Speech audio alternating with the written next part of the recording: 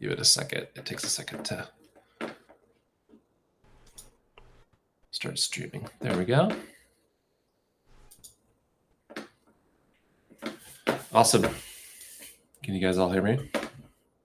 Great. Well, we are started. We can start digging in. Awesome. And welcome to our second episode of Subdivisions. Really excited today. This is episode number 2, as I mentioned. It's the 29th of May. And today we have Optometry, the Los Angeles-based duo of March Adstrum and John Tejada. Together, they craft deep and emotive music that blends vintage electronic and lush textures. Today, we're going to dive into their creative process, their musical influences, and how their distinct backgrounds shape the sound of Optometry. Welcome, you guys. Thanks for joining us today. Thanks for having us. Yeah, thanks, Chris. Awesome. Well, I thought what we could do is just quickly jump into the questions. I know, March, you need to drop in a half an hour, so I thought we could just start digging in. Great. Cool. So I'll start off by asking you how the two of you initially connect and decide to form Optometry. John, do you want to take that or should I take that? I'll start it and then I'll screw things up and miss. We met through my friend Jimmy Tamborello. I could just say that. And we're both at Cal Arts, and yeah, we actually we tried to make a song. I think it would be inevitable anyway, but we tried to make a song because I was working on some custom library cues. And there was a label that I was pushing March's solo stuff to that sort of suggested, like, hey, why don't you do a cue with her? And I was like, hey, do you want to make a couple bucks real quick? And, you know, the result was great. And we actually heard it recently. We kind of giggled, but it wasn't too far off, you know? And then it just kind of led to, like, do you want to make a real song? It's like, do you want to make an album? Do you want to play shows? Do you want to go on Submix sessions? You know, so it just kind of keeps going. Did I miss anything, March? No, I mean, yeah, I think you got it. I think initially, like, I never was like seeking to be in an electronic group. Like, so it definitely took me by surprise because I was making more like indie alternative rock music. Right. So it was definitely like a first for me to be like singing on electronic tracks. Yeah.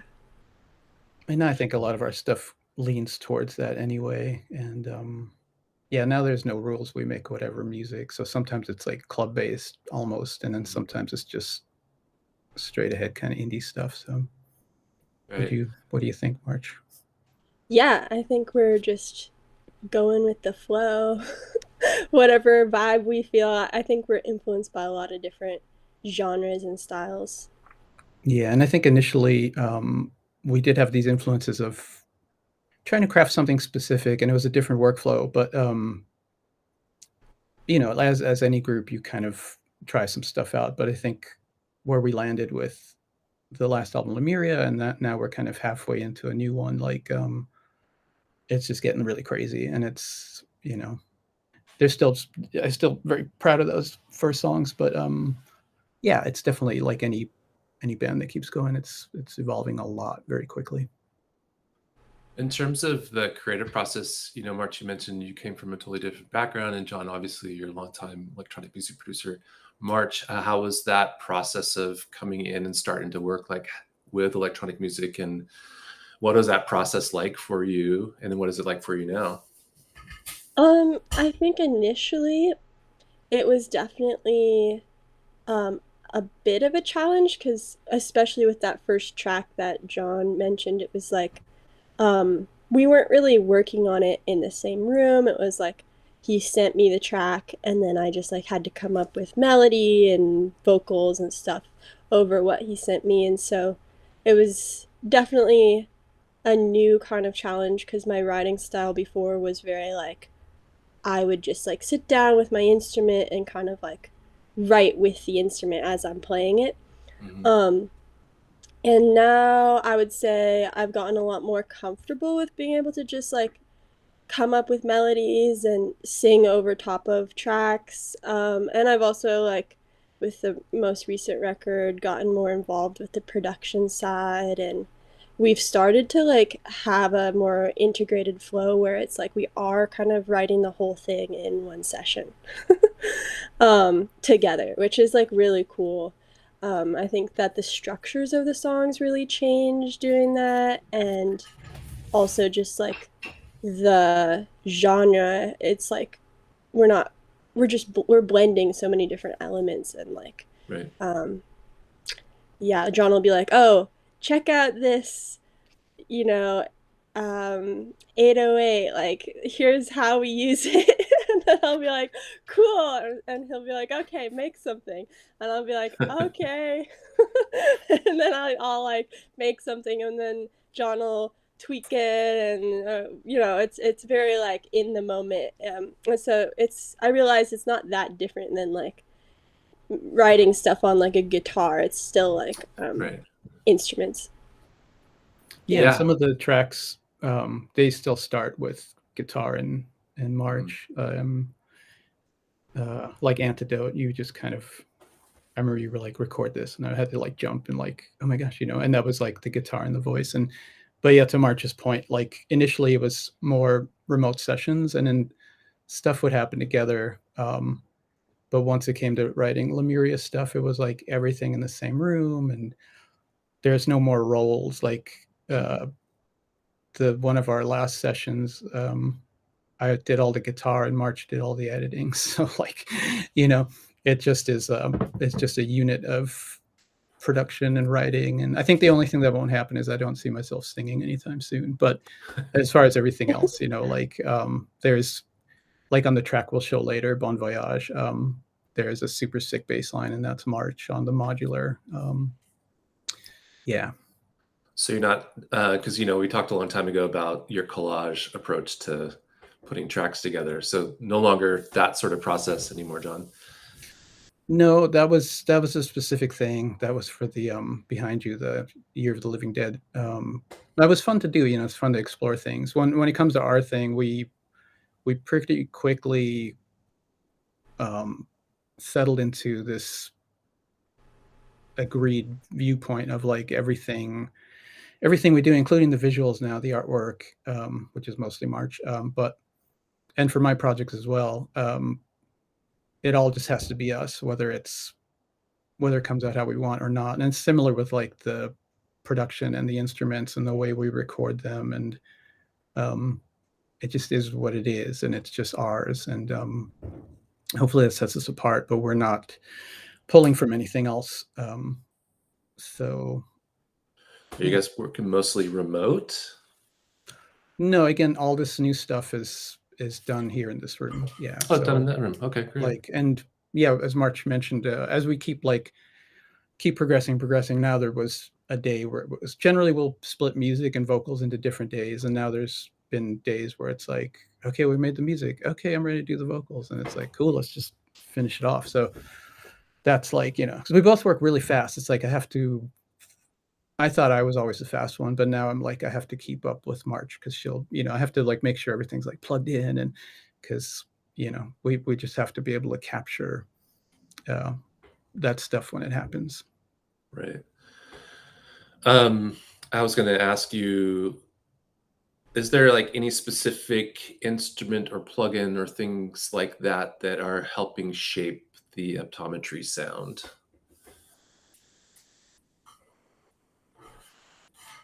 I feel like maybe there's some guitar pedals that we've been playing through a lot. John, if you wanted to talk about those. Sure. I mean, yeah, collecting pedals is fun. I've been reamping a lot of our stuff too, like reamping March's voice sometimes, and synths and drum machines and pedals and things. And, on the nerdy side of things, that'll just cause less DAW weirdness, less phase shifts and aliasing and stuff. So a lot of our instruments we try to like, March has really helped me like make things quite simple. So we really like the Prophet 5. We got one of those Percons HD01. Yeah. So the idea is kind of like guitars, the synth is a Prophet 5, the Percons is our drummer now. And like, that's kind of the recipe. yeah, pedals. I mean, March has scored some cool vintage stuff recently, and I got some new kind of glitchy lo-fi things, kind of like Chase Bliss and Fairfield and normal devices and stuff. So yeah, it's all pretty. I think all the sound generation is all kind of done with hardware and stuff. Not like we're super adamant about that, but it's just not that fun to like share a mouse, So the DAW, once it goes in the DAW is like, it's pretty unimportant, pretty much. We could pretty much use any of them, but yeah. You just said we could pretty much use any one of them in terms of the DAW, and if so, are you leaning towards one specific DAW with Optometry when you guys are working together?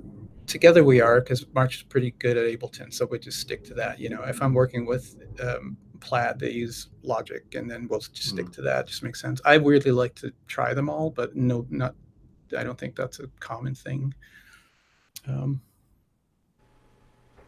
Yeah. Great. Again, going back to some of the like more technical stuff when you're recording, are there any specific sort of processes there when recording, mentioning going into the DAW? I don't know if you want to answer, March. Specific recording techniques. I think, yeah, I guess like in more of a process type of way, or more in like a technical recording type of way? Yeah, process. Yeah. I think it's pretty like immediate. Usually, we just go in the studio and we'll start by talking about different things we've been watching. We'll be like, oh, this movie, that movie, and then we'll talk about different songs we've been listening to, and then we'll be like, maybe we should try something that's kind of in this vibe of like distorted, crumbling, like it's never like a specific like, oh, let's go make a techno song or something. It's usually like, let's go for this vibe that's like crumbling or haunted. Let's make a song that sounds haunted. And it's so very nebulous, and then maybe we'll grab a guitar or go to the Prophets and like try to like create a sound that sounds haunted, and then I'll annoyingly sit there and be like, I'm sorry, John, sorry, let me just play this like a few more times. And John's always so patient, and he's like, oh no, it's okay. And I'll sit there, I'll be like playing wrong notes and be like, okay, finally, that's the note I want, but this other note is not. This process took like 3 minutes, she's so fast, and I'm just like but eventually, like, usually I come up with like a riff or something on the guitar or the synth, or even like a phrase on the drum machine. Like, I have also really been interested in pitching kick drums and like creating melodies with kick drums. For me, it's always very like riff based. Like, even when I'm like creating something on the drums, it's like, oh, I'm creating like a drum riff. That's just like how I think about it. So I feel like it starts there for me, at least. But I don't know, John, do you have any? Sorry, that was a ramble. Oh no, that was perfect, because I feel I'm the one that rambles. No, yeah, I think that's all really cool. I think part of, obviously you can tell March is a very sort of conceptual and visual person, which I've learned so much from. And now like the stuff I'm doing is sort of tied to that. And I'll check things with her, like, what do you think about this idea? And I want to build a story. So I think what she was saying earlier is like, we're building stories. The whole thing with the Lemuria album is a whole kind of imaginary world, even though it references something that is out there. But we've kind of made it our own. So yeah, it's kind of like thinking, what would this sound like in Lemuria or something like that, which is it's wild. Like, over all these years, I haven't thought very visually. I would like usually delegate that over to anybody else, but now to like build a world and a sound within a world, that's really cool. But yeah, to March's point, we just have to keep it really kind of simple and immediate. And I think a lot of the music that we really like is very much like that. Like I think when I think back of songs that have really kind of stood the test of time that both of us will like connect over, they're really, really simple. And I think the ones that like, including my own, that were trying to be really clever and do all this stuff, they're the ones that seem really dated, and you can kind of point to them like, oh yeah, that sounds very like whatever 2002 or something, you know. But the ones with just a couple things in a vibe, and it's also like being imperfect, which is something I think we get from doing things wrong, basically, because it just can't be bothered to really learn how to properly do it. It just like it sounds like us, you know, like it needs to just sound like us. It doesn't. It's kind of like us doing a weird job of miking an amp that's half broken. There's a new song where it just sounds like broken glass, and and it sounds weird. But if we were to use a amp simulator, there's no way you get anywhere close to it, you know. So it's all these like little details added up, and keeping things just like really quite simple and pure. Right. March, how you mentioned like working on riffs and different types of rhythms and stuff like that. And this is purely a selfish question. How do you get out of, like, I get stuck in the loop, like creating loops. How do you approach that if you're working in that way, or how would you approach that basically? Like breaking the loop of the riff. Yeah. That's a good question.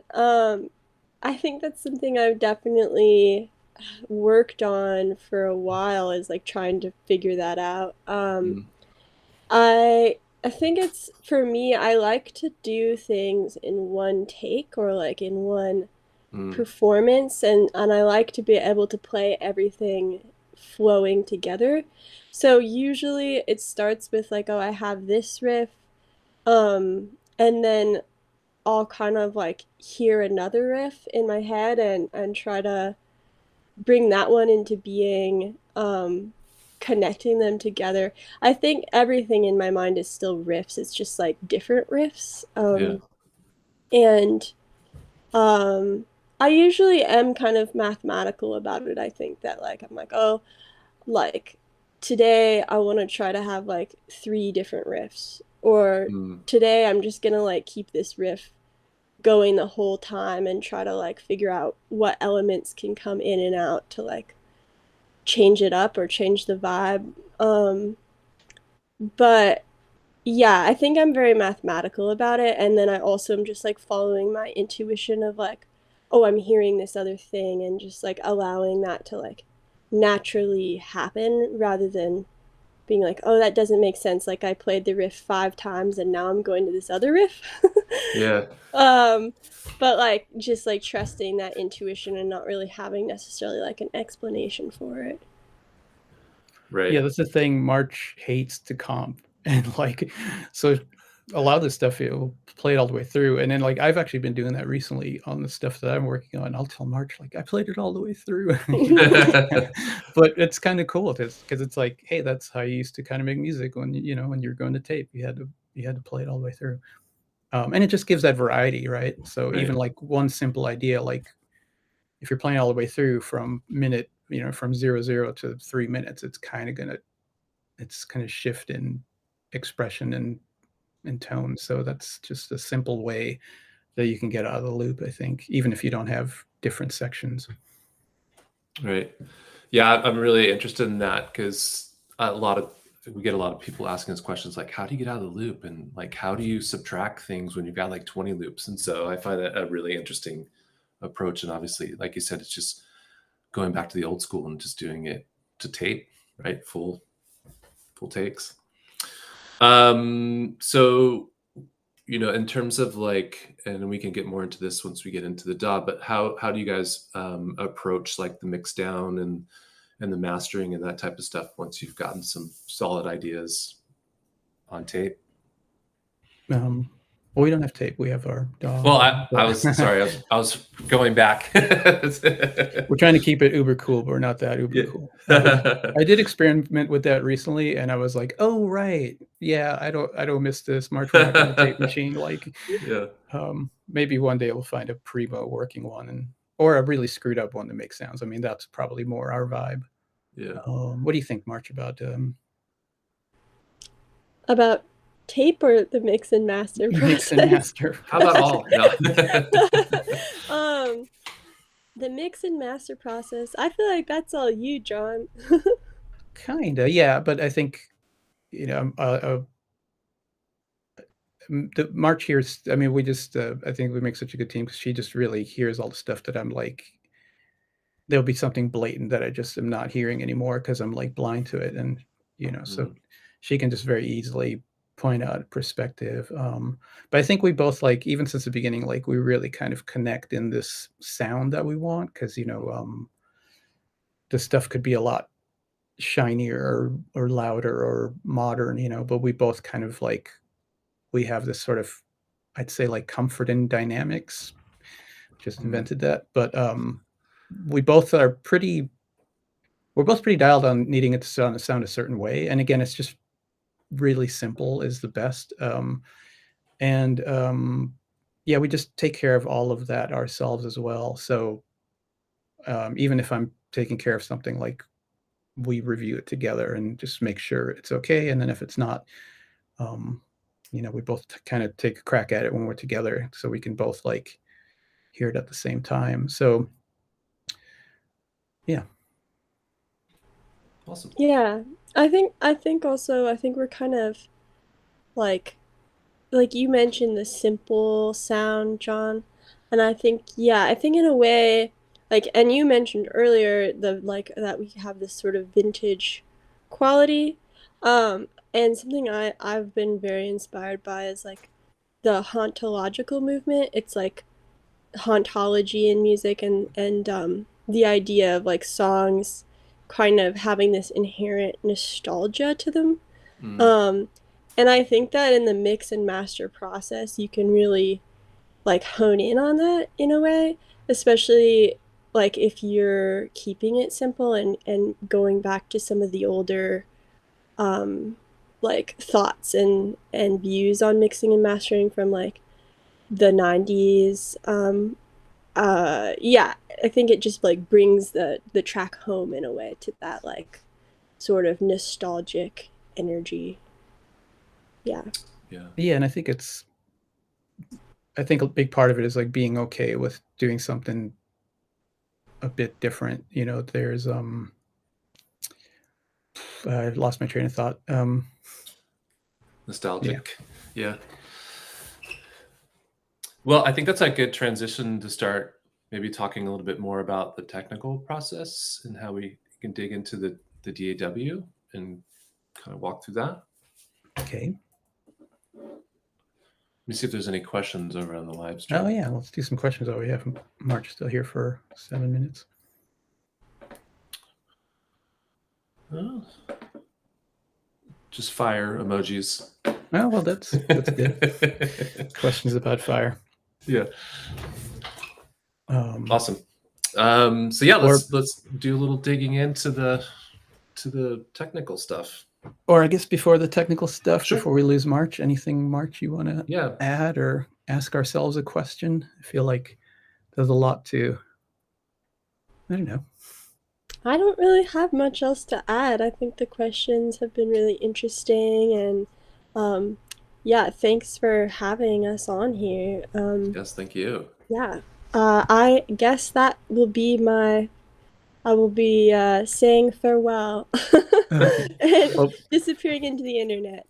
Okay, thank you so much, March. I said before we lose you, I'd say that we are working on a lot of new stuff already, and have some fun shows coming up. So that's great. Yeah, we'll post some stuff to our socials. Cool. Support that. Thanks, March. Have a fantastic day. Thank you again. Yeah, thanks for having us. Bye. Bye. Oh, all right. Okay. So yeah, you want me to share the DAW session? Sure. Okay. So yeah, this song, oh, that's one thing I could have, we already kind of mentioned that, but this is a track on our album called Bon Voyage, and we were going to ditch this track, but it seems people like it. And I'll explain the reason for that. Yeah, obviously not everything makes it, but we sort of end up. It's hard to go back to something for both of us, but somehow we're kind of getting better at it. It's kind of easier to just kind of like abandon something, but I think if you give something a bit of space, you can come back to it with fresh ears.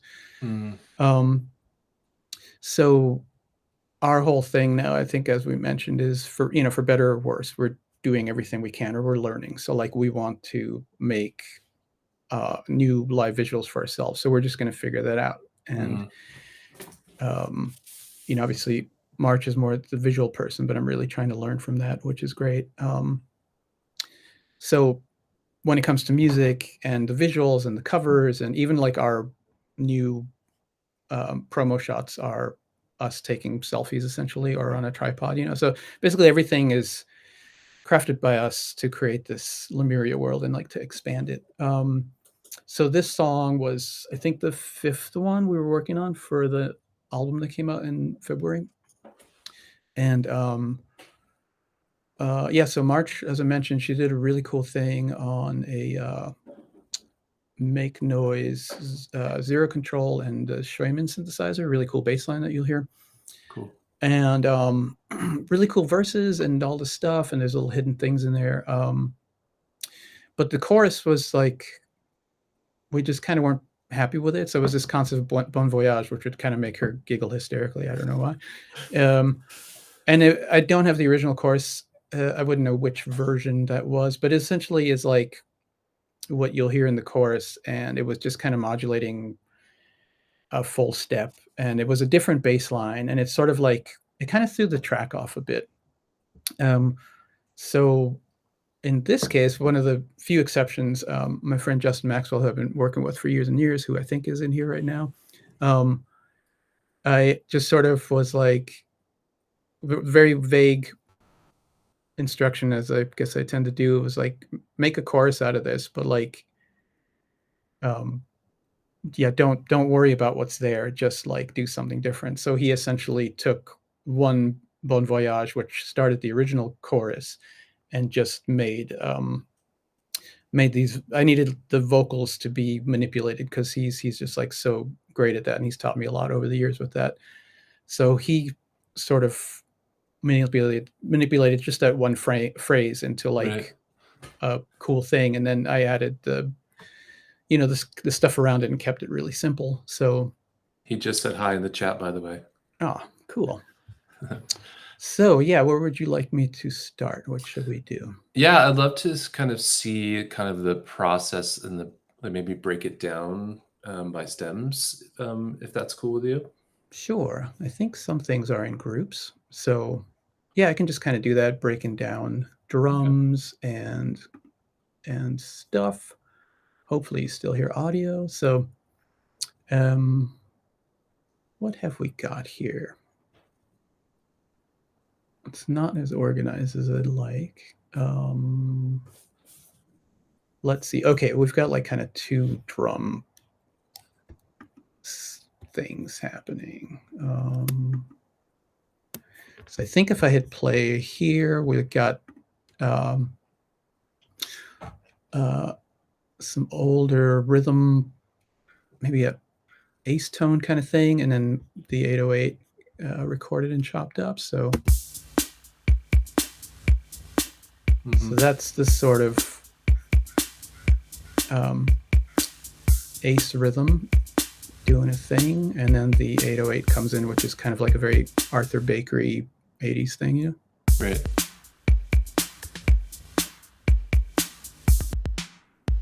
It's just kind of in the back there, just kind of supporting. Yeah. And then we've got March's modular work, which was this bass line.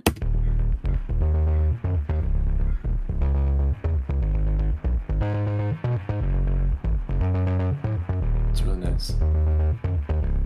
And you'll notice there's 2 little layers to this. There's a, instrument line level layer, and then a reamped layer. So sometimes the reamp layers are just really low, but if I solo that, that's one thing I haven't found in like a plugin that can do. And I think it's just the fact of being happy that it's imperfect. I've got a couple of amps to choose from, a couple of different mics, and you can place them in just weird places, So Yeah. Reamping that bass line. Right. And if I play the direct one, they're both sort of distorted. The Schweiman has an overdrive thing on it, and I don't know what plugins are happening. Oh, there's this little Neve thing that Mono built. Oh, okay, so there is a saturator on that clean one anyway, and on the reamped one. But yeah, also there's reamping on those drums that I showed you. So yeah, I was just going to ask you, what type of treatment are you doing on those drums? So the Ace thing was just, pretty direct, dry. Yeah. Pretty clean. And then the reamp one is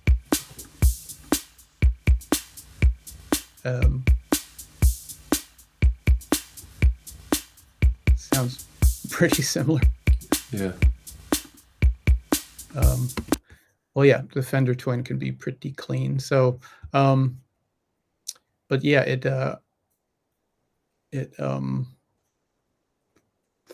just gives a vibe. We didn't reamp the vocals on this, but that's sometimes a good layer. So basically, with the reamp layers, we will we'll record a bunch of that just to have it, and then we can just kind of parallel, kind of pull that in to see if it adds a bit of a vibe. So that's always a fun thing you can do if you're kind of getting sick of going down a plug-in chain. Like, you don't even need an amp. Like, you can just use whatever studio monitor you have.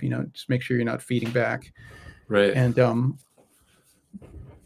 I don't know, run a couple of plugins and put a mic in front of your speaker and just do weird stuff. It'll just kind of give Experiment, you, even if it doesn't sound completely revolutionary, it's just something that like is your own. Yeah. And then in the chorus, we've got these chop breaks for this kind of thing.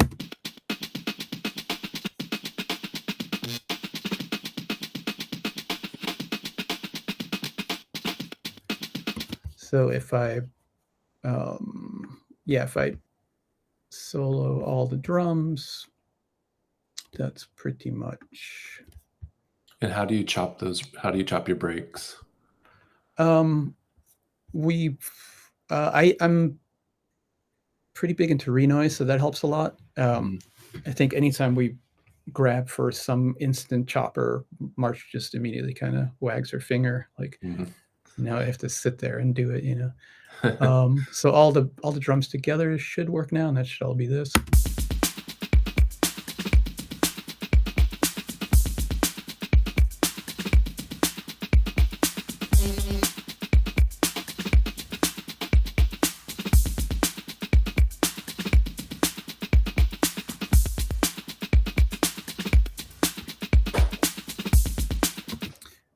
Yeah. So then there's not much guitar in this track. Usually we'll get quite a bit of guitar. So in this case, we've got, just the vocal and some layers, and apart from what I just showed, there is the bass line and the drums pretty much drive the track. So if I mute the vocals, we should hear it all together. Go to the break section. So it's essentially based around the bass line. There's little sprinkles of synths here and there, but that's kind of it.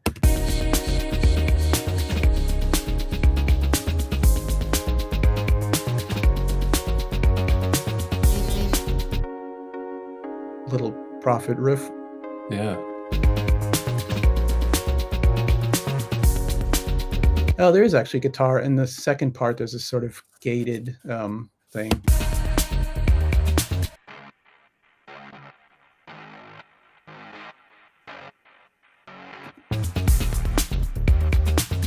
just little accents, you know. So yeah, when it comes to recording vocals, let's see what kind of a mess I've made here.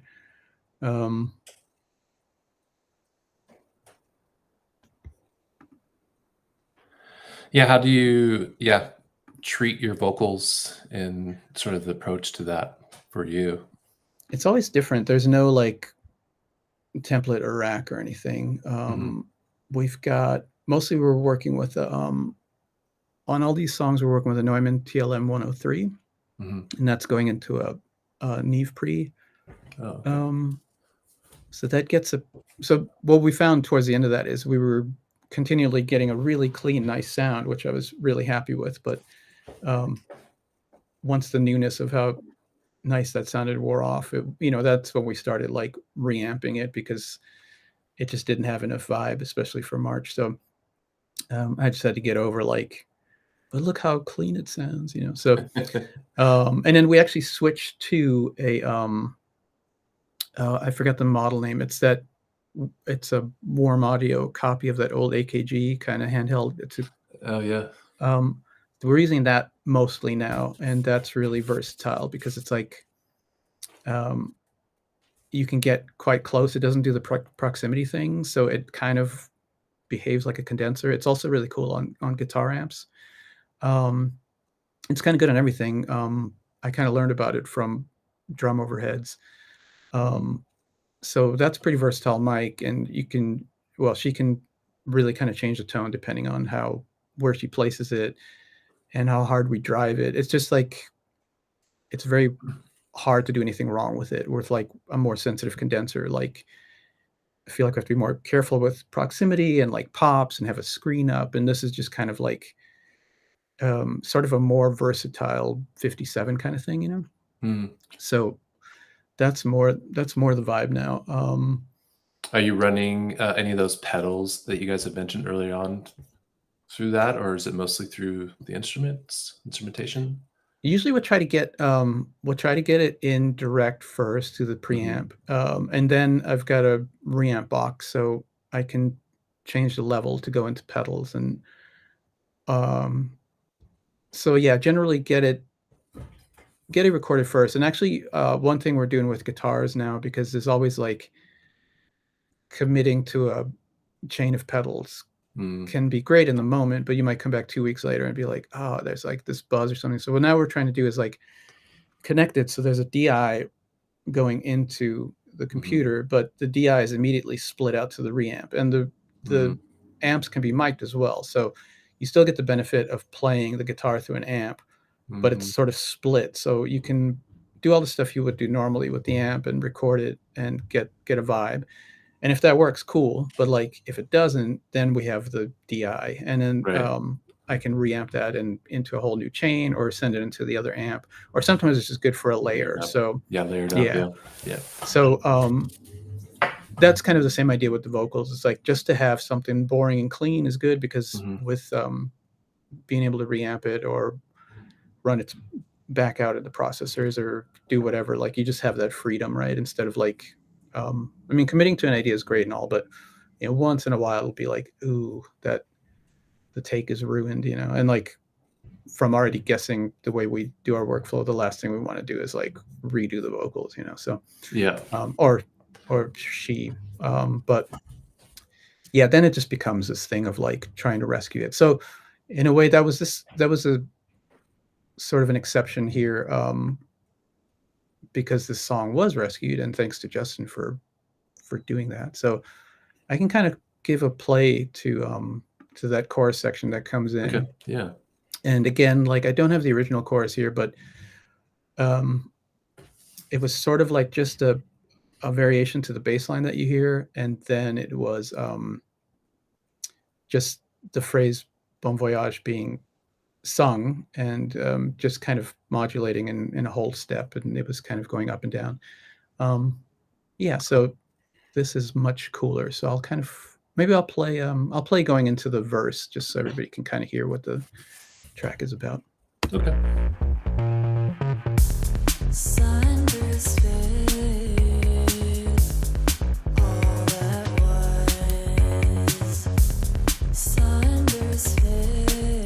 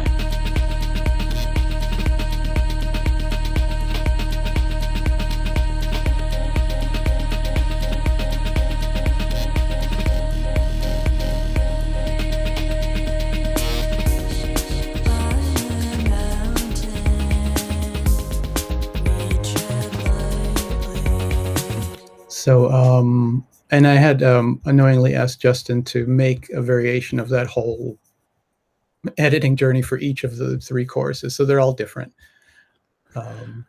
That's super cool. Early, just before that, it sounded like a pad of sorts in the background there. Is that from a plugin, or is that from March's voice?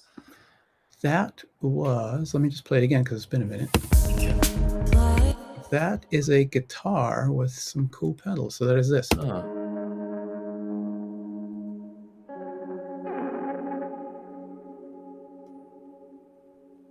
Yeah, that sounds great. And seems like some kind of harmonic shifting on that, which oh yeah, so it's happening with this little guy. Oops.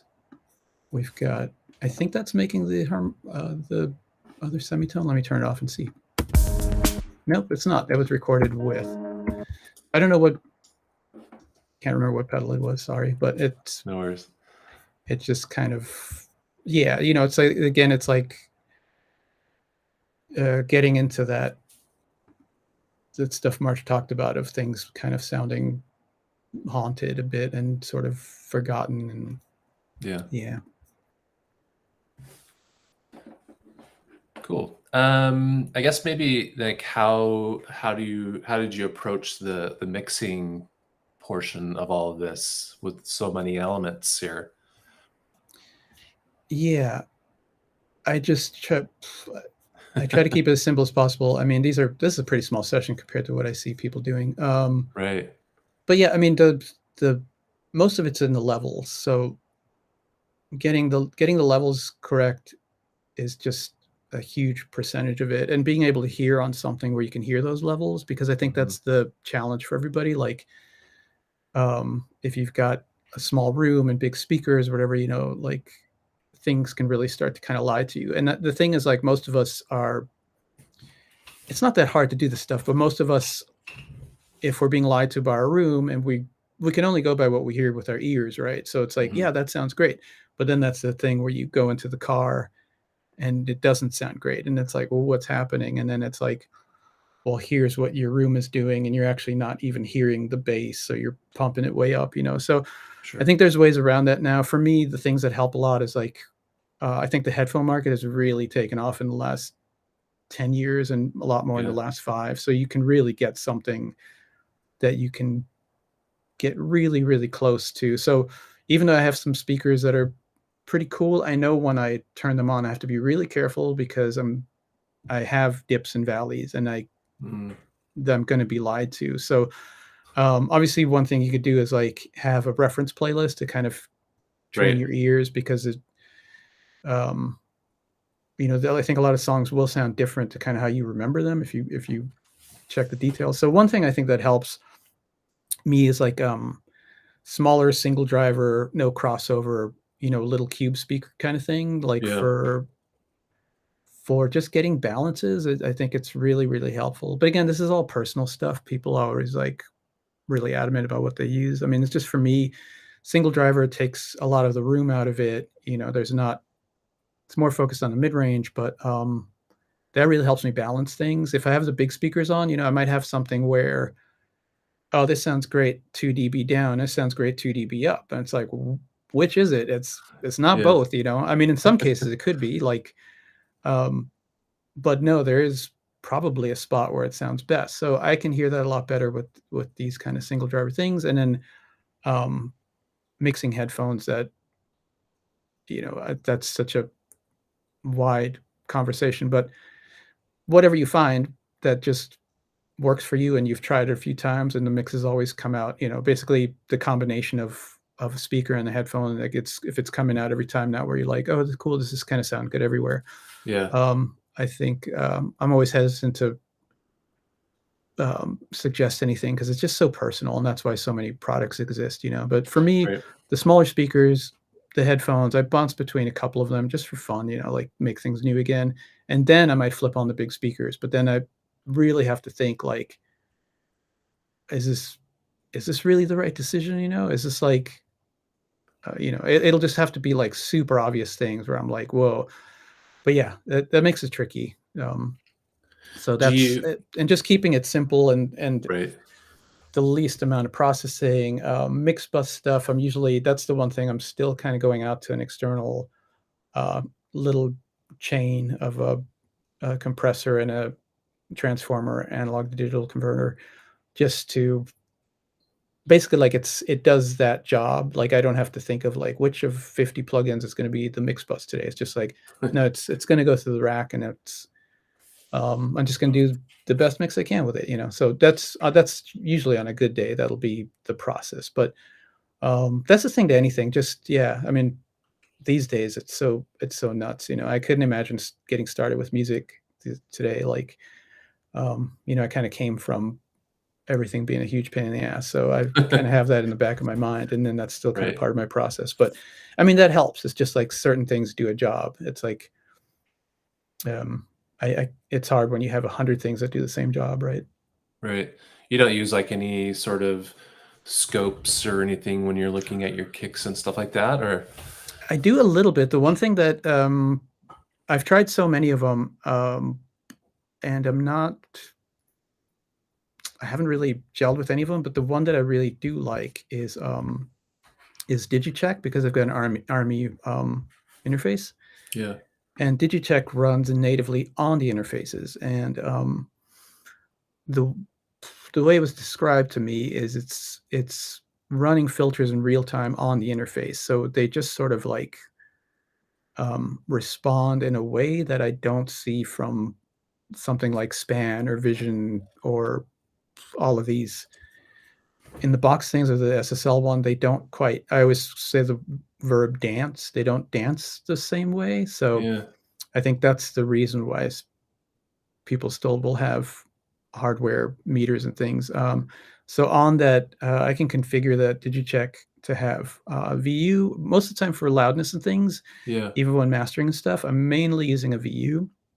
I don't care about the LUFS very much. It just has yeah, to, for every song and every type of music, there's sort of a threshold where it sounds good into threshold of like getting more, but starting to sound bad. It's all sort of song and genre dependent. But for me, views is very much key, and I've got a peak meter in there, and I've got a graphic analyzer, which is again like kind of the only one that makes sense to me. Like I can look at a mix. I usually have everything pumping through, even when I'm listening to other music. yeah, So I can see what music's supposed to sound like. But yeah, I mean, again, for everybody will have their own favorite thing, and this is just like what works for me. But it's right, the only thing I found where I'm like, I understand this. I understand what's happening. Where if I open Span or the one in Ableton or any of the other plugins, I don't really know. It like kind of all looks the same to me. And I think that's a question I get, from students, be like, well, how do you use these? It always looks the same. So yeah. You mentioned just a few clicks back about LUFS and that. So I know a lot of once tracks have been mastered and released to the DSPs, that they end up doing a lot of compression there as well to the track. How do you? What is like? Maybe you could give me a little more information how you kind of approach that.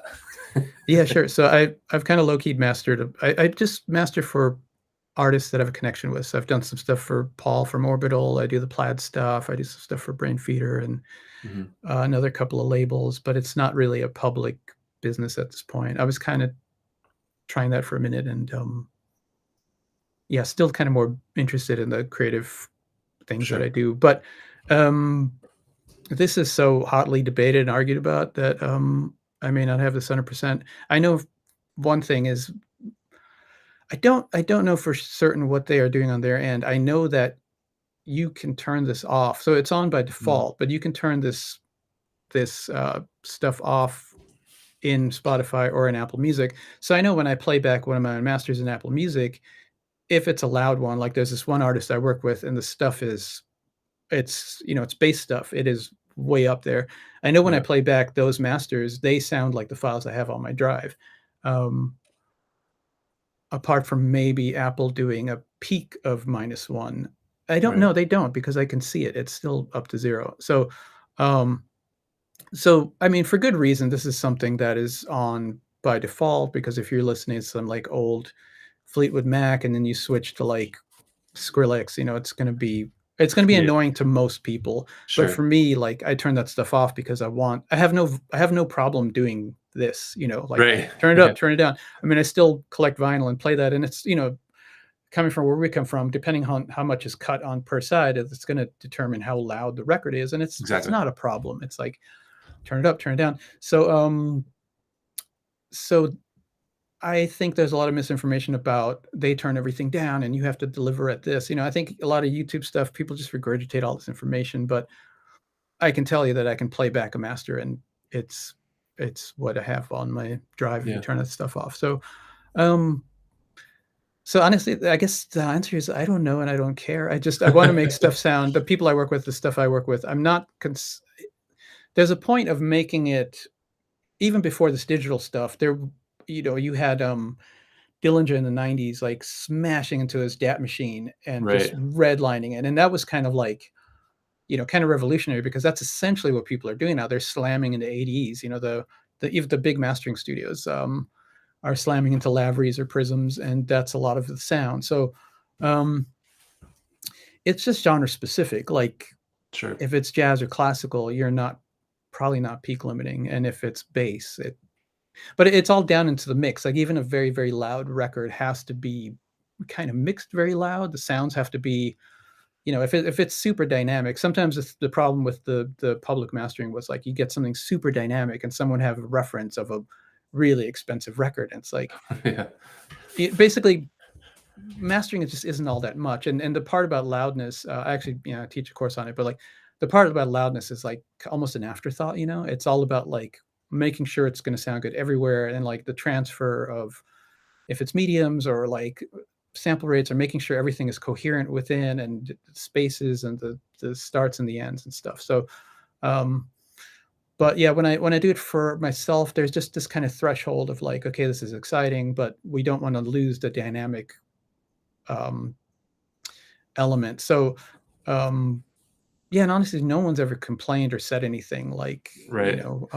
this isn't something that I think the average listener is worrying about. It's only us guys that are watching stuff on YouTube that care about the stuff. Like I feel like nobody else cares. I think where it matters is if you're playing DJ sets and you have like again, a more bass modern genre specific. I mean, this was a thing with drum and bass in the 90s, even with cutting records really loud. But like then you have something that isn't so much related to streaming. It's more related to performance, where like Right. if there's a tune that's badly mixed and not like up to par, whether the decisions made are good or bad, it's just genre specific, it has to be a certain way, then those tunes will not work, and Yeah. that's where it really matters. And I think that's a pretty small percentage, but those are the Sure. people that everybody's going to see. Like tonight I'm going to go see Fotech, and I'm sure it's going to Nice. sound on point, as opposed to Right. maybe the opener, who's going to be a bit more all over the place and trying out some demos. Maybe, I'm just thinking like just from past experience of starting out myself, Right. So I think that's where that stuff matters a lot. But when it comes to streaming, I mean, I think vibe is the thing I always talk about the most. So I was listening to a new pop album. I was helping somebody in there too, and I was asking them like, "Can you send me some references of like newer pop stuff?" And I was just expecting it all to be like mega luffs slammed, Yeah. And I think her name's Sabrina Carpenter, and Yep. that album is like 80s mastered. Like it's not hitting nowhere. It's near zero. It's not compressed, and it's Right. and nobody complains. I think it's got a bazillion streams, and it just needs to sound like good music. So I think yeah, and that's kind of where we're at, and that's where I'm at with my new stuff. My new stuff, it sounds like a mess. It's really dense, and it's supposed to sound that way, but it's going to be a vibe, and it's going to be like vulnerable, and it's going to have everything I got, and that's what's important. That nobody's Right. going to be like, "Oh, the transients are kind of weird." It's like nobody Yeah. cares, So I It's think not that's an one Atmos. thing. Yeah. It's mostly in the mix, like again, Yeah. and it goes back to the levels. The levels are key, and then once you have that, you can sweeten with, just my perspective here. But then you can sweeten with a bit of plating the dish. But I think a lot of these sessions that just sound super gnarly, that have way too much going on, Yeah. I don't know. And it's just my perspective. I think that's why a lot of music holds up, that Right. we keep coming back to. And I notice it even with students. They'll dig and like they'll find the same tunes that like we found back in the day, you know, and I think there's something about that. You know, now you've got like a tune that's just like smashed to hell and it's fun and it's like a minute and a half long. And it's just like, I mean, that's different. That's a new way to, nothing wrong with it. It's great. It's just a new way people are digesting music, you know, but Yeah. it's just, you know, just do your thing and make it cool. There's this clip. If we have, I wouldn't even know how to give you the link for it, but Sean from Autechre was doing these AMAs during COVID and they were super, super long. And somebody had asked him like, how do you create space in a mix? And he gave I always show it to students, he gave the best answer I've ever heard. He was just like, just turn some things down, you know? And he's like, stop trying to make everything equally loud. Like, he's like, it's like if you went outside and all the colors were equally bright, it'd be weird, you know? And it really is that simple. It's like, place the stuff where it needs to be, have a vibe. And like, I think that's 90% of it, you know? So yeah, I agree. Absolutely. Well, we just have a couple minutes left. I want to see if anybody has any additional questions. Yeah, and I won't ramble. I'll answer them fast. Justin said, love the snare. Any other questions? There's a little bit of delay.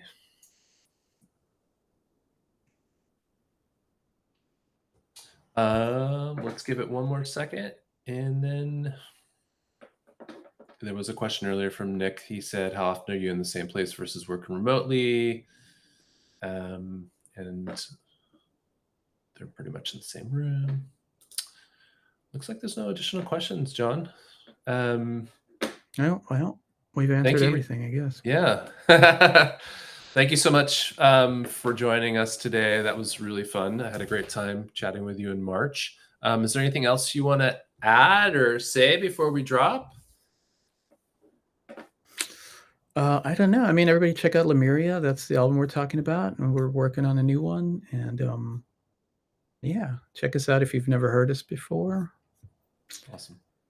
That's about it. Yeah. So thanks for having us. That was awesome. Thank you for your time. All right. Thanks, everybody. Take care.